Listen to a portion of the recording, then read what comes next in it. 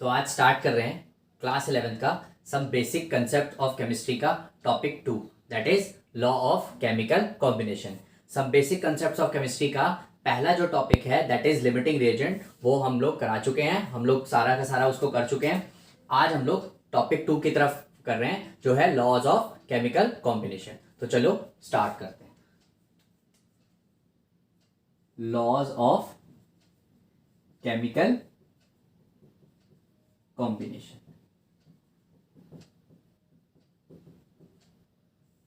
तो बेटा जी इसमें केवल हमको 5 लॉज पढ़ने हैं, ठीक है। पहला law of conservation of mass, फिर law of definite proportion, law of multiple proportion, law of reciprocal proportion. बहुत ज्यादा इंपॉर्टेंट है, ध्यान देना उस पर। एंड लास्ट में हम पढ़ेंगे गेलुसेक्स लॉ, ठीक है। तो सबसे पहला लॉ जो हमें पढ़ना है that is law of conservation of mass. Law of conservation of मास, देखते हैं भाई क्या कहता है ये लॉ। ये कहता है during any physical and chemical change, during any physical and chemical change, जो टोटल मास ऑफ रिएक्टेंट होगा बेटा जी, वो मेरा बराबर होगा total mass of product, total mass of product के, ठीक है। इस लॉ को ऐसे भी कहा जाता है कि mass neither be created nor be destroyed, ठीक है। देखो लॉज की जो डेफिनेशन है, डेफिनेशन करना इज वेरी इजी। आप लोगों के पास एनसीईआरटी है, अलग कुछ रेफरेंस बुक होगी, तो डेफिनेशन तो हर जगह है। सिग्निफिकेंस समझना बहुत इंपॉर्टेंट है। तो मेनली मैं जो यहां पर जो फोकस मेरा रहेगा वो मेन रहेगा कि आप तक मैं इसको सिग्निफिकेंस बता सकूं। तो देखो क्या कहता है, बहुत ही सिंपल है, एग्जांपल से समझते हैं। मान लो हमने कोई रिएक्शन देखी, जैसे C+O2 गिव्स CO2। तो C+O2 CO2 में रिएक्टेंट की साइड का कितना मास है? कार्बन का मास है बेटा जी मेरा 12, ऑक्सीजन का मास कितना है 16, एक एटम का 2 का हो जाएगा 32, तो यहां से कितना आ जाएगा 44 ग्राम। और अगर मैं यहां की बात करूं तो कार्बन डाइऑक्साइड का, इसका कितना होगा 12 + 32, तो ये मेरा कितना हो जाएगा 44 ग्राम, ठीक है। बहुत इजी है। एक दूसरा एग्जांपल ले लो, फटाफट देखते हैं। मान लो नाइट्रोजन की रिएक्शन, जैसे अमोनिया का प्रिपरेशन पढ़ा था ना हमने, नाइट्रोजन की रिएक्शन अगर मैं हाइड्रोजन के साथ करूं तो वो अमोनिया बनाता है। कैसे बनाता है? इसको 3 करते हैं, इसको 2 करते हैं। बैलेंसिंग करना बहुत जरूरी है, ये ना बैलेंस केमिकल इक्वेशन। अगर केमिकल इक्वेशन बैलेंस नहीं है तो ये फंडा फिट नहीं बैठेगा, बैलेंस करना बहुत जरूरी है, ठीक है। तो नाइट्रोजन यहां पर कितना मास आया इसका 28, यहां की अगर बात करूं तो यहां पर कितना मास आया 6, तो टोटल रिएक्टेंट साइड में मास हो गया 34 ग्राम, 34 ग्राम। और प्रोडक्ट साइड के मास की बात करूं तो ट्वाइस, ये हो जाएगा 14 + 3 यानी कि 34 ग्राम। तो यानी कि मास में ना तो कुछ गेन हुआ है ना कुछ लॉस हुआ है। 34 यहां है तो यहां 34.5 नहीं हुआ, 34 यहां है तो यहां 33.5 भी नहीं हुआ। कोई ना मास गेन हुआ ना मास लॉस हुआ। जो टोटल मास ऑफ रिएक्टेंट का होगा वो टोटल मास ऑफ प्रोडक्ट के बराबर होगा, ठीक है। समझ में आ गया? अगला लॉ बहुत इजी था ये तो, अगला लॉ देखते हैं।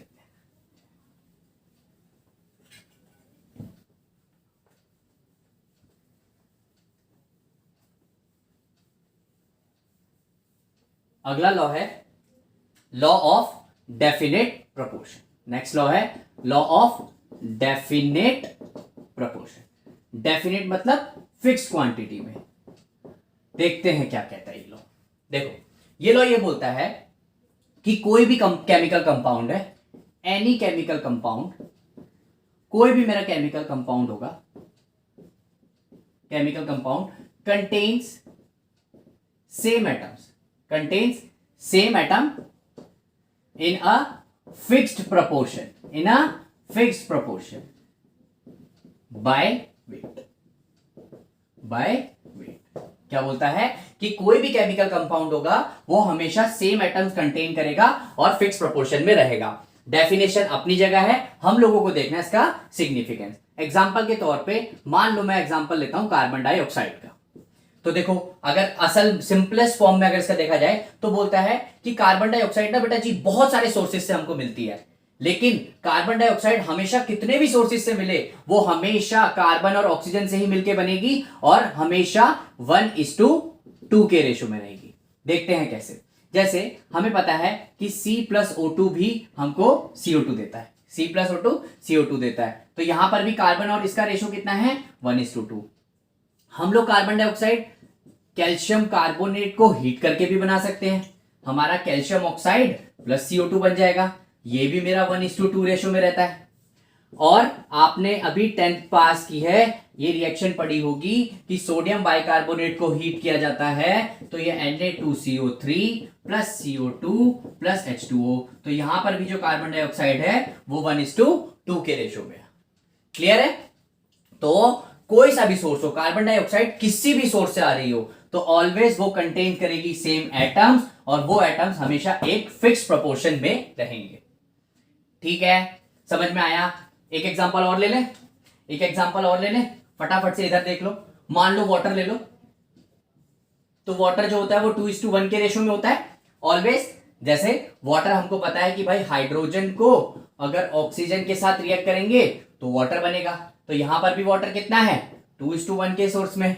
और बहुत ही एक फेमस, सबको पता है, किसी भी एसिड को बेस के साथ रिएक्ट करते हैं तो सॉल्ट जमा वाटर, यहां भी कितने हैं 2:1 के रेशो में। अगला अगला अभी 10th में आपने एक रिएक्शन पढ़ी होगी, acid plus alcohol gives ester plus water, esterification reaction.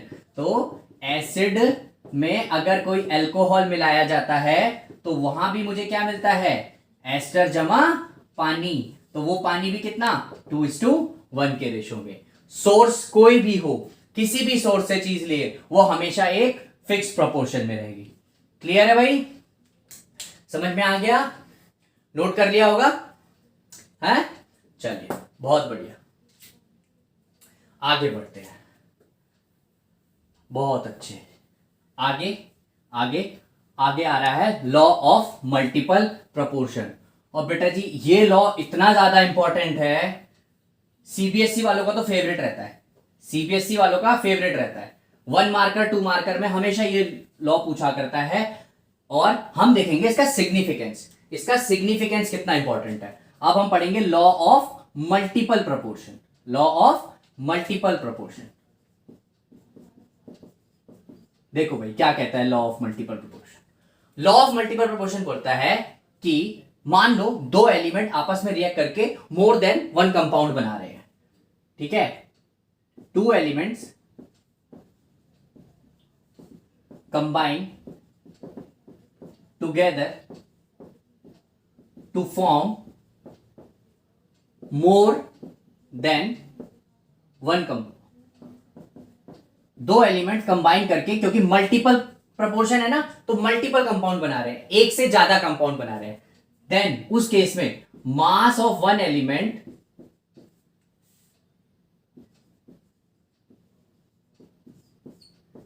contain reacts with the fixed mass of other element and they must be in simplest whole number ratio, simplest whole number ratio। Definition अपनी जगह है, मैं समझाऊंगा significance, ठीक है। Definition हो सकता है वर्ड्स इधर उधर चेंज वेंज होते रहे, किसी किताब में कुछ लिखा हो, एनसीईआरटी में कुछ लिखा हो, मतलब यही है।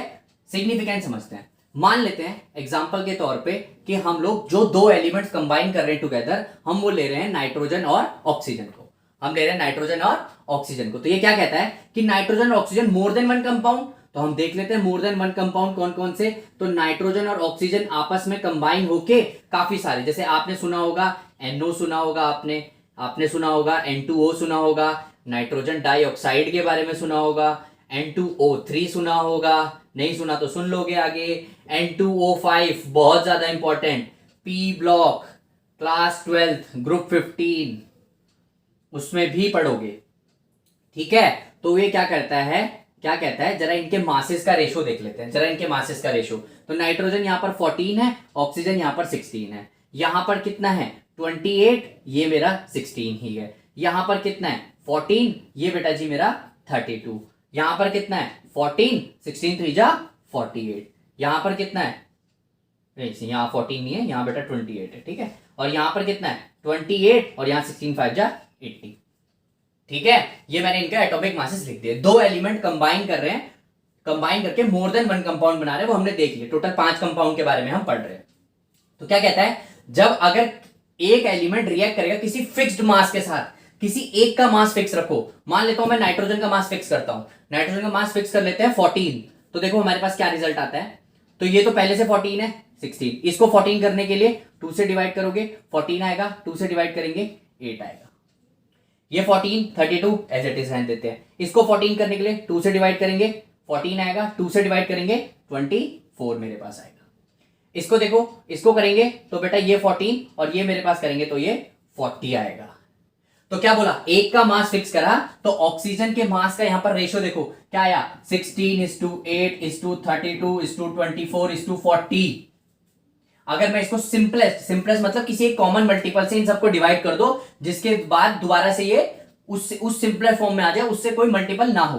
तो जैसे इसको देखो, ये कितना आएगा, 8 से डिवाइड करता हूं, सारे 8 से डिविजिबल है, तो एक तरह 2:1:4:3:5। तो ये मेरा सिंपलेस्ट होल नंबर रेशियो है। अब ऐसा कोई भी कॉमन नंबर नहीं है जिनसे ये सारे के सारे डिविजिबल हो। क्लियर है। 1 से अगर कोई बोलेगा 1 है, तो 1 से अगर करोगे तो फिर से ये सेम संख्या आ जाएगी।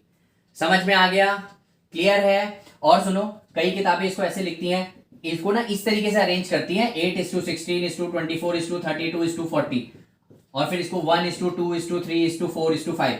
तो देखो ऐसा कहीं नहीं लिखा हुआ, कोई ऐसा कुछ नहीं है कि ये एक सीरीज में ही होने चाहिए 1:2:3 ना, 3:4:5:1:2 कुछ भी हो सकता है, लेकिन वो एक सिंपलेस्ट होगा। उसमें कोई ऐसा कॉमन चीज नहीं होगी, जो कोई ऐसा मल्टीपल नहीं होगा जो दोबारा डिवाइड हो जाए किसी एक फिक्स नंबर से। क्लियर है, समझ में आ गया। तो सिंपलेस्ट होल नंबर रेशियो होना बहुत जरूरी है। समझ में आ गया। अब एक छोटा सा एग्जांपल और लेते हैं, हमारे एनसीईआरटी में लिखा हुआ है। वो क्या है कि बेटा दो एलिमेंट इस बार ले लिए, हाइड्रोजन और ऑक्सीजन। जब ये दोनों कंबाइन करेंगे तो ये क्या बनाता है, एक बनाता है वाटर, एक बनाता है hydrogen peroxide. Class 11th second book hydrogen chapter, वहां पर पढ़ना है। तो क्या करता है, बोला हाइड्रोजन और ऑक्सीजन के साथ दिखाना है, तो यहां पर हाइड्रोजन का मास है 2, यहां पर है ऑक्सीजन का 16, यहां पर कितना है 2, यहां पर कितना है 32। तो बोला अगर एक का मास फिक्स कर लूं, समझ में आ रहा होगा आपको, एक का मास यहां तो पहले से फिक्स है 2 ग्राम 2 ग्राम, तो ऑक्सीजन का मास किट का रेशियो कितना आया 16:32, यानी कि 1:2। तो ये मेरा एक सिंपलेस्ट होल नंबर रेशियो में रहेगा। दो एलिमेंट कंबाइन करके एक से ज्यादा अगर कंपाउंड बना रहे हैं और उनमें अगर मैं किसी एक का मास फिक्स कर दूं, तो दूसरे का मास ऑलवेज एक सिंपलेस्ट होल नंबर रेशियो होगा। ये कहानी बताता है मेरे को लॉ ऑफ मल्टीपल प्रोपोर्शन।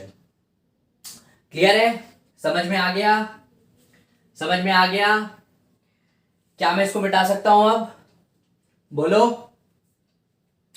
ठीक है भाई, नोट कर लिया होगा, है ना, नोट कर लिया होगा। चलो आगे चलते हैं, आगे बढ़ते हैं। आगे हमें पढ़ना है law of reciprocal proportion. Law of reciprocal proportion. हालांकि एनसीईआरटी में ये लॉ के बारे में चर्चाएं नहीं की है, एनसीईआरटी में इस लॉ के बारे में कोई बात नहीं बोली गई है, लेकिन एग्जाम में पूछी गई है, एग्जाम में पूछी गई है, तो हमें पढ़ना बहुत जरूरी है। इसका भी सिग्निफिकेंस, इसका तो सिग्निफिकेंस समझना बहुत इंपॉर्टेंट है। Law of reciprocal proportion, definition नहीं, हम इसका जरा सिग्निफिकेंस ही समझते हैं, क्योंकि डेफिनेशन फिर आप एकदम क्लियर कट समझ नहीं पाओगे। सिग्निफिकेंस समझो। बोलता है दो डिफरेंट एलिमेंट लो, बोला ठीक है, दो डिफरेंट एलिमेंट लिए, एक लिया ए, एक लिया बी, ठीक है। दो डिफरेंट एलिमेंट लो, वो किसी तीसरे डिफरेंट एलिमेंट के साथ रिएक्ट करें, लेकिन उनका मास फिक्स रखना है। मान लो ये तीसरा एलिमेंट मैंने ले लिया सी, और ये भी किसके साथ रिएक्ट करेगा, सी के साथ। क्लियर है। तो अगर ए सी के साथ रिएक्ट करेगा तो कुछ अलग बनाएगा डी, बोलो, और बी सी के साथ रिएक्ट करेगा कुछ अलग बनाएगा ई। क्या बोला, दो डिफरेंट एलिमेंट रिएक्ट करेंगे separately with a third element of fix mass. दो डिफरेंट एलिमेंट रिएक्ट करेंगे सेपरेटली, अलग अलग, ये अलग रिएक्ट करेगा, ये अलग रिएक्ट करेगा with the third element of fixed mass. इसका मास क्या कर दिया, फिक्स कर दिया। तो बोलता है इनका जो रेशो होगा, जो D/E का रेशो होगा, वो या तो बराबर होगा किसके, A जमा B करके जो भी प्रोडक्ट बनता है, A जमा B करके जो भी प्रोडक्ट बनेगा, या तो इसके रेशो के बराबर होगा, या तो इसके रेशो के बराबर होगा, या फिर इसका सिंपलेस्ट मल्टीपल होगा। बोलो भाई, नहीं समझ में आया? एक बार फिर से देखो, दो डिफरेंट एलिमेंट ले लिया, एक ए लिया एक बी लिया, उसको किसी तीसरे एलिमेंट के साथ रिएक्ट करो जिसका मास फिक्स रखो। बोला तीसरा एलिमेंट ये ले लिया जिसका मास फिक्स रखा है, जो उनके प्रोडक्ट बनेंगे उनका रेशो इन दोनों के रिएक्ट करने पे जो प्रोडक्ट बनता है, या तो उसके रेशो के बिल्कुल सेम होगा, बिल्कुल सटीक बराबर होगा, या फिर क्या होगा, उनका सिंपलेस्ट कोई मल्टीपल होगा। तो यही हम लोगों को देखना है। ठीक है, एग्जांपल से समझते हैं। बहुत अच्छे। क्या लेते हैं एग्जांपल? एग्जांपल वही लेते हैं, देखो मान लो जैसे सल्फर और ऑक्सीजन का हमने एग्जांपल ले लिया, सल्फर और ऑक्सीजन का। आपको पता है मैं इसको एक कॉमन से रिएक्ट करा रहा हूं जिसका मैंने मास फिक्स रखा है, 2 ग्राम 2 ग्राम 2 ग्राम, दो फिक्स है। अच्छा, ये दोनों डिफरेंट सेपरेटली अलग। आपको पता है हाइड्रोजन इसके साथ रिएक्ट करके बेटा हाइड्रोजन सल्फाइड गैस बनाएगी, क्लियर। दूसरा इसके साथ ये वाटर मॉलिक्यूल बनाएगा, क्लियर है भाई। ये हाइड्रोजन सल्फाइड गैस और ये वाटर मॉलिक्यूल, क्लियर है। अगर हम यहां पर देखें, इसका रेशियो देखें तो ये कितना आएगा, ये H2O और H2S का रेशियो है, यही तो देखना है। क्या बोला, D/E बोला था, तो D/E, यहां पर मेरा DH2S है, EH2O है, इनका रेशियो बराबर होगा या सिंपल मल्टीपल होगा किसके? जरा इसको देखो, इसको देखो, ध्यान समझो। तो ये क्या होगा, sulphur plus oxygen, sulphur plus oxygen react करेगा, क्या बनाएगा, SO2। तो सल्फर प्लस ऑक्सीजन SO2, इसके रेशो के या तो सेम होगा या इसका मल्टीपल होगा। देखो यहां पर देखेंगे सल्फर का मास कितना है 32, रेशो ऑक्सीजन का कितना है 32, तो ये तो आ गया 1:1। कितना आ गया, 1:1। जरा इसका देखो, 32 सल्फर का है, हाइड्रोजन का 2 है, ये रेशो होगा किसके, 16 डिवाइडेड बाय कितना, 2 के। बोलो, तो अगर मैं इसको सॉल्व करूंगा, अगर मैं इसको सॉल्व करूंगा तो ये कितना आएगा, 2 डिवाइडेड बाय 1। बोलो, ये 2:1 के रेशो में रहेगा। अरे देखो देखो जरा, इधर ही देख लो, इधर ही देख लो, ऐसे 32 कहां पे समझाऊं, यहीं पे समझो, चलो यहीं पे समझो। देखो 32 divided by 2 divided by 16 upon में 2, ये से ये कट गया, तो 16 × 16 2 32, तो ये कितना आया, कितना आया, 2:1 का रेशो आया। और ये कितना आया, 1:1 का रेशो। तो 1:1 का रेशो 1 ही तो है, और 1:2 का रेशो 2 ही तो है।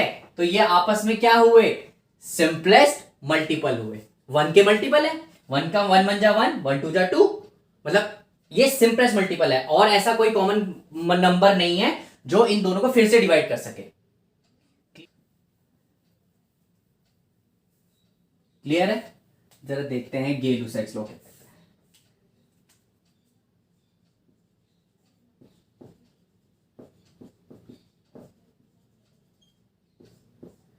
देखो सबसे पहली जो इंपॉर्टेंट बात ध्यान रखनी है कि गे-लुसैक्स लॉ जो है वो केवल गैसेस के लिए अप्लाई होता है। ये किसके लिए है, only for gases, only for gases. तो ये क्या कहती है, ये क्या कहता है ये लॉ, ये लॉ बोलता है कि अगर दो गैसेस रिएक्ट कर रही हैं आपस में टू फॉर्म थर्ड गैस, दो गैसेस आपस में रिएक्ट करके कोई तीसरी गैस बना रही हैं, तो जो उनके वॉल्यूम का रेशो होगा दे मस्ट बी इन, अच्छा अभी तक जो हम पढ़ रहे थे वो वेट के रेशो में पढ़ रहे थे, इन्होंने बोला they must be in simplest volume के रेशो में होंगे, वो सिंपलेस्ट वॉल्यूम के रेशो में होंगे। एग्जांपल से समझो, एग्जांपल से ज्यादा बेटर समझ में आएगा। मान लो किसका एग्जांपल ले, चलो इसका देख लेते हैं। जैसे हाइड्रोजन है, हाइड्रोजन मेरा क्लोरीन के साथ रिएक्ट करता है तो बनाता है HCl। हाइड्रोजन मेरा क्लोरीन के साथ रिएक्ट करेगा तो बनाएगा HCl। तो अगर मैं इसको देखूं तो हाइड्रोजन का कितना है यहां पर 1 वॉल्यूम, ये किसके, इसके 1 वॉल्यूम ऑफ क्लोरीन के साथ रिएक्ट करेगा तो ये कितना बनाएगा, अच्छा इसको 2 करना पड़ेगा ना, बैलेंस करनी है इक्वेशन, तो ये कितना बनाएगा 2 वॉल्यूम ऑफ HCl। क्या बनाएगा 2 वॉल्यूम ऑफ HCl। अब कई लोग कंफ्यूज होंगे वॉल्यूम, अरे ये फिक्स है, ये बोल रहा है कि अगर 1 लीटर हाइड्रोजन गैस लोगे और उसको अगर 1 लीटर क्लोरीन गैस के साथ रिएक्ट करोगे तो वो 2 लीटर बेटा जी HCl गैस बना करेगी। ठीक है, HCl गैस बना करेगी। समझ में आया। एक और एग्जांपल देखो, मान लो नाइट्रोजन की रिएक्शन मैं कर रहा हूं और वो मुझे दे रहा है ammonia, N2 + 3H2 gives twice of ammonia. तो ये क्या बोलता है कि अगर 1 लीटर नाइट्रोजन गैस लोगे और अगर मैं उसको 3 लीटर हाइड्रोजन गैस के साथ रिएक्ट कराऊंगा, 1 लीटर नाइट्रोजन गैस को 3 लीटर हाइड्रोजन गैस, तो मुझे 2 लीटर अमोनिया गैस मिलेगी।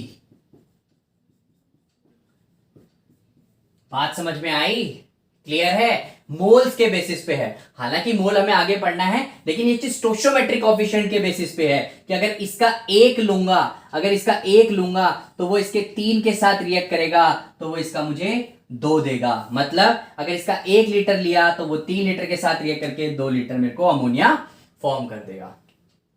क्लियर है भाई। हमने अभी पांचों के पांचों लॉ देख लिए, समझ में आ गया। सब law of conservation of mass, definite, अच्छा ये चीज ध्यान रखना, definite proportion, multiple proportion, reciprocal proportion बहुत पूछता है, बहुत ज्यादा, जिसमें से मल्टीपल प्रोपोर्शन और डेफिनेट प्रोपोर्शन पे तो क्वेश्चंस भी पूछता है।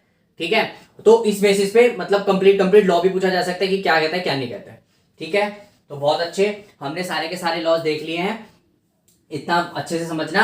अब 2 टॉपिक हमारे कवर हो चुके हैं। पहला टॉपिक लिमिटिंग रिएजेंट, इससे पहले वाली वीडियो में मैं डाल चुका हूं। दूसरा topic laws of chemical combination हमारा हो गया है। अब धीरे धीरे आगे बढ़ के इस पूरे 11th के सिलेबस को कवर करेंगे। ठीक है, तो समझ में आ गया होगा। ठीक है, खुश रहो, ओके।